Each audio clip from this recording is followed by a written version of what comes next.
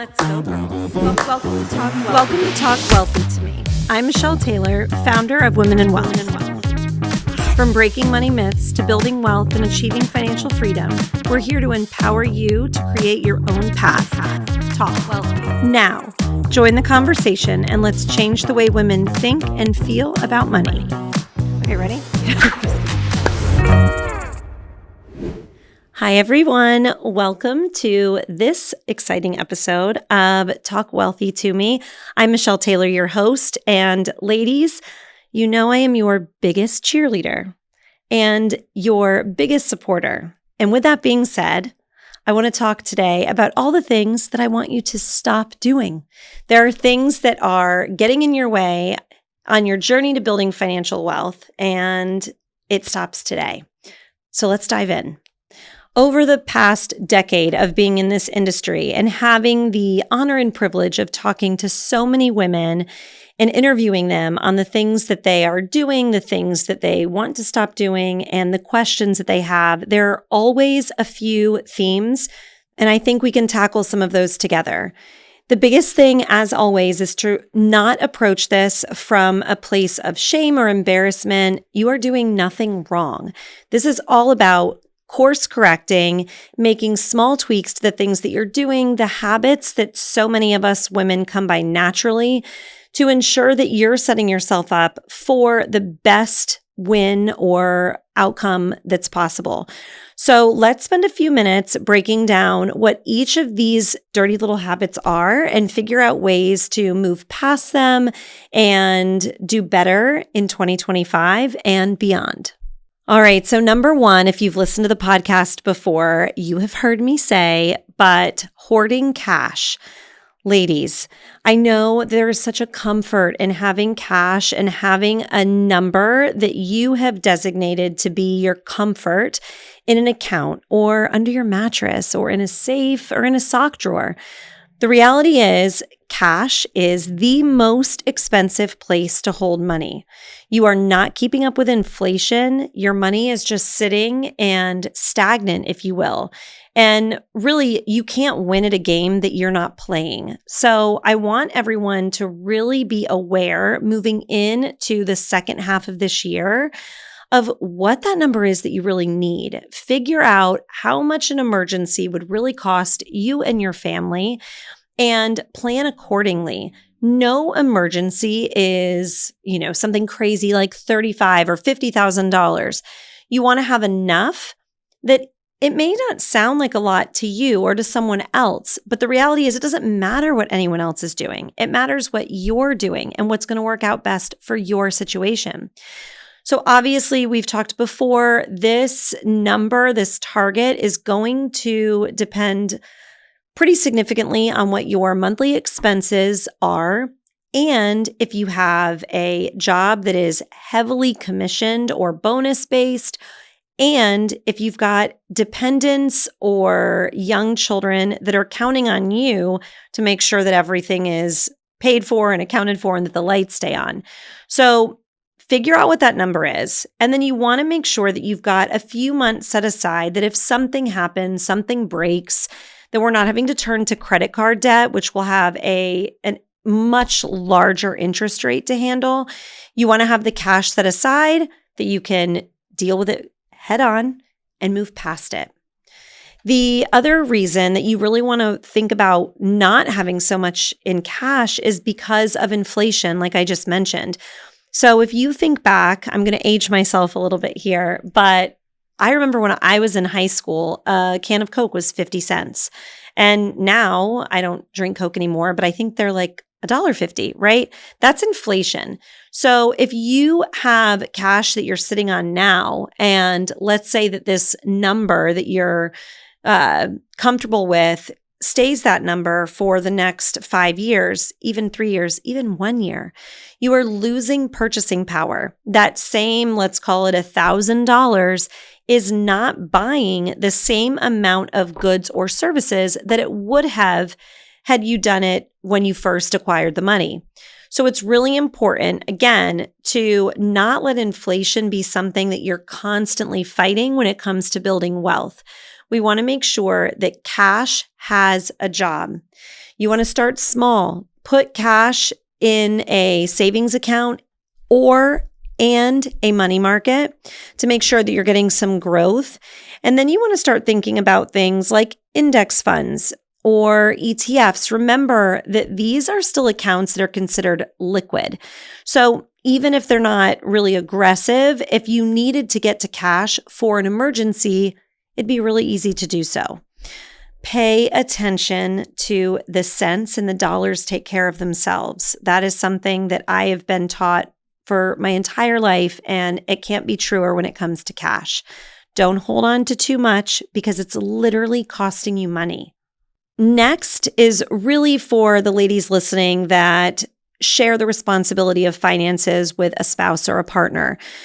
I hear all the time, oh, my husband or my wife takes care of the finances and I just have to stay in line, or I just have to figure out what I do with my budget. And I am here to tell you, you do not have to be driving the boat, but you need to be in the boat.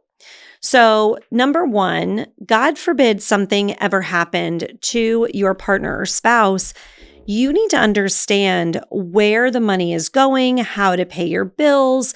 I know I've told this story before, but I had a client experience where she was well-versed in understanding her finances, but when she was faced with a life-changing divorce, her lights got turned off, not because she was bad with money, but because she didn't understand or know where everything was.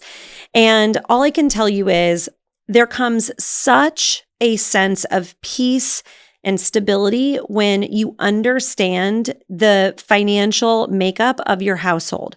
Don't ever let one side of a relationship control all of the finances, control who is making the decisions, and understand where those accounts are. You have got to be part of those conversations, even if you consider yourself not great with money.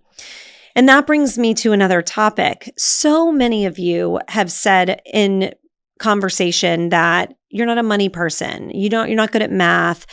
You don't understand investing. And ladies, that does not matter. I am here to tell you that understanding how your finances, how your money moves into your household, what your expenses are, and then how it's being spent is something that all of us should understand, whether or not you're driving the boat, right? So you really want to make sure that you empower yourself because, again, money is so much of a mind game. I hope that all of you will change that narrative. Start telling yourself that you are learning to be better with money, or you are well on your way to being an investor.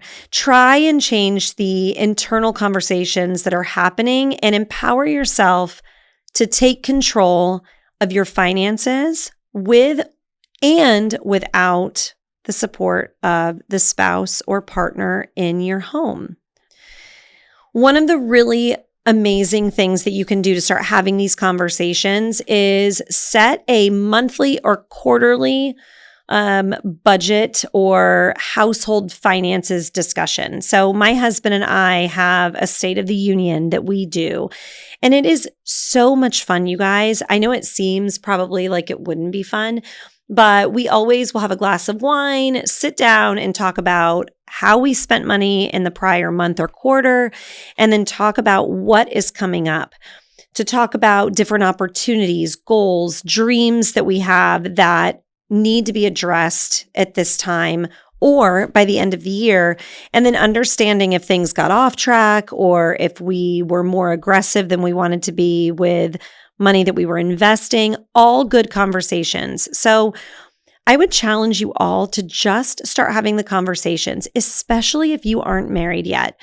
This is the time. You don't want to wait until you are in, quote unquote, bed with someone in a marriage to say, okay, how is your relationship with money? How is your credit? These are conversations that you have got to start having, even if you're just in a serious relationship, not engaged. It still matters. So I would encourage you all, set aside some time, make it a date night, and have the conversation with each other. You will be amazed at how much fun it is, especially with a glass of wine in hand. So Have the conversations. Do not delegate the power away. Have the difficult conversations now and have a plan that you are working towards together. Okay, so here is another one that's really important. Do not put off until tomorrow what you can do today. And this goes towards finances.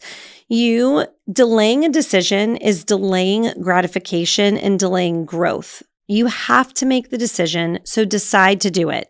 There is no such thing as the perfect time for anything, whether it is the perfect time to ask for a promotion or a raise or to start investing or to have a baby or to buy a bigger house or make a big move. You cannot time life. The most important thing to always consider is the time is now. So, how does this relate to finances? Well, the longer you put off doing something that is in your financial best interest, there is no way to recapture the time that is lost. For example, if you say, well, I'm going to wait until I get to $5,000 in a savings account to start investing, you're losing a ton of time that would have given you the power of compounding numbers and interest in your favor that you can never get back. So I want you to try really hard to think the time is now. Don't delay doing anything for something else. We want to live in an and universe. Pay off the debt and save and invest all at the same time. The other thing I really want you to be aware of is timing the market. There is no such thing. And I know for any of you guys that have listened, you've heard me say it a million times. Time in the market is so much more important than timing the market. It's impossible to do. You never know when one news item is going to be released that is going to impact what happens that very next moment in the market. And if you're lucky enough to be invested currently, you're going to reap what you sow. Are there going to be times that it's not going to work in your favor? Absolutely. But if you pull your money out because of fear, you're not going to have the money there to recover when that positive news story comes out that will change the course of the rest of the day. So try not to think about starting to invest when times are good. Actually, you want to invest when there's room for opportunities and growth.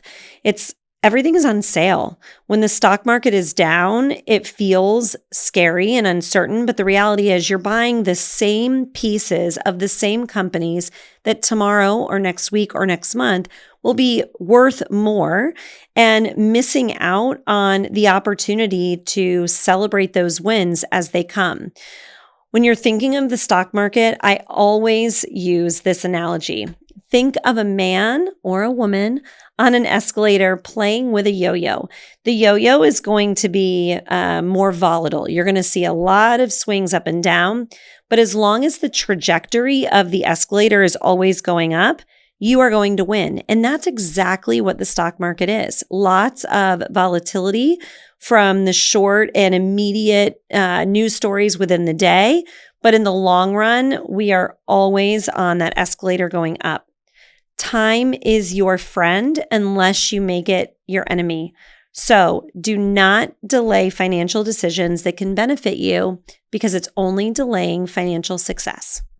Okay, so speaking of waiting for the perfect time to ask for promotions or raises, girls, we are not big enough advocates for ourselves. So let's unpack this a little bit. If you are in a position where you feel that you deserve compensation increases, or you want to throw your hat in a ring for the promotion that you've heard about, don't wait. Do it now. Most employers will value so much that you took it upon yourself to bring the good things that you're contributing to an organization to the table. So for any of you that are in a W-2 position and someone is writing you a check, be your biggest advocate. No one is going to be waiting in line, jumping up and down, waiting to give you the raise that you rightly deserve or the promotion that you've been working for unless they're in dire straits because you've got an itch that they need to scratch. So you want to be your own advocate. Practice with a friend, write a script, or an email, just practice and get really comfortable in faking confidence. It's a hard conversation that no one is comfortable having, but practice makes perfect. So if you think, okay, this is me, I don't even know where to start, I have a lot of resources within the Women in Wealth community, drop us a message and I'm happy to send those along to you. That would be a template to help you get the juices flowing and understand the points that you want to hit on to ask for the money that you rightly deserve. Because I can promise you that the boys that are sitting next to you or in the other office are asking those questions, and we need to do better at asking them sooner and more frequently. And last but not least is the power of a spending plan. So again, this is something I've mentioned before. I'm not the biggest advocate or fan of a budget. I feel like, again, so much of this is mental Olympics, and budgets, I don't know about you, but they feel restrictive. And I don't want you to feel that way about empowering yourself around the plan you have for the money that's coming in. If we can reframe and think of a spending plan, it gives you the permission to live the life that you want to live within the parameters that you feel are best for your situation. So I don't ever want you guys to think, and I'm sure you've heard, skip the latte or don't go to Starbucks. That's not making anybody wealthy. What is making people wealthy is understanding what their priorities are, what they're working towards, and then setting a spending plan according to that plan. So, for example, if you have $5,000 a month coming into your home and you know that your fixed expenses are $2,500, everything else is discretionary, including food and grocery shopping and going out with your friends or partners for happy hour. And I know that can feel a little bit weird because you need food or gas to live your life. But the reality is, unless somebody is going to turn off or take back something, if it's not a paid bill, it's discretionary. So going back to that example, if you spend $2,500 a month on fixed expenses and have $2,500 left, I would love for you to sit down and think, okay, how much of that do you need to put aside to meet your spending goals, your savings goals, investing goals, and then debt reduction goals? And if the answer is, let's say, putting $500 a month into your savings account, $500 a month into an investment account, and you have $1,000 or $1,500 left at the end of the month, that $1,500, I want you to give yourself permission to set on fire. Not really. But if you want to go to Starbucks and treat your friends, do it. But stay within that $1,500. If you want to late night shop on any of your favorite websites, do it. But just make sure that that $1,500 that you have decided is what you're comfortable spending for the month is where your spending stops. And that will change the way you feel about how your money is moving within your life so much. I know it sounds so silly, but a budget feels so restrictive and a spending plan feels like somebody giving you permission to live the life that you want to live. And that's what this is all about. All right, so the negative habits we've already talked about. Now let's talk about the power moves that I want you all to make for a prosperous 2025. First things first, make sure that you are automating your investing plan. I do not care if it is $25 a month, $2,500 a month, or $25,000 a month. Timing your investments and making sure that you are consistently putting money towards your future is a magic bullet. Don't leave this up to, I'm going to wait and see where things stand at the end of the month, because spoiler alert, none of us will do it. We get busy, life gets crazy, you will forget, and you are losing time. So go into your accounts, set this up automatically so that every single month you are being true to your school and doing the things that are most important to you. At the end of a quarter, it's a great time to say, okay, where do things stand? Maybe you've got more money because of commissions or bonuses, anything like that, that is an unexpected windfall that you can now play with, which is wonderful. Add those things when they're unexpected, but don't neglect the consistency of the month to month, because that's where true traction happens. The other piece of this that is really important is to book a money date with yourself every single month. Like I mentioned, the State of the Union. But even if it's just you want to make sure that you're looking at your spending every single month, and hopefully you realize that you're doing better than you thought. And that is something to be celebrated. It's also a time that if you're noticing that you're getting off track or that you're spending too much in one area that you wish you weren't, you're in front of it. You're not now regretful and thinking back about where you wanted to be 6 months down the road instead of where you're at because you recognized a not so great habit. So book a money date with yourself. Try and do it in the very beginning of a month or the very end of a month. And just be really brutally honest. Look under the hood. It is not as scary as you think it is. And there are no monsters under the bed. Just look and take control and ownership of exactly where you are at any given time. With that, I want you to think when you're tracking of not just tracking what your income is, but also what your net worth is. Those two things go hand in hand. Oftentimes, people think that you can't think about a net worth when you have not a ton of assets to your name. And while that is somewhat true, I want you to think of it this way.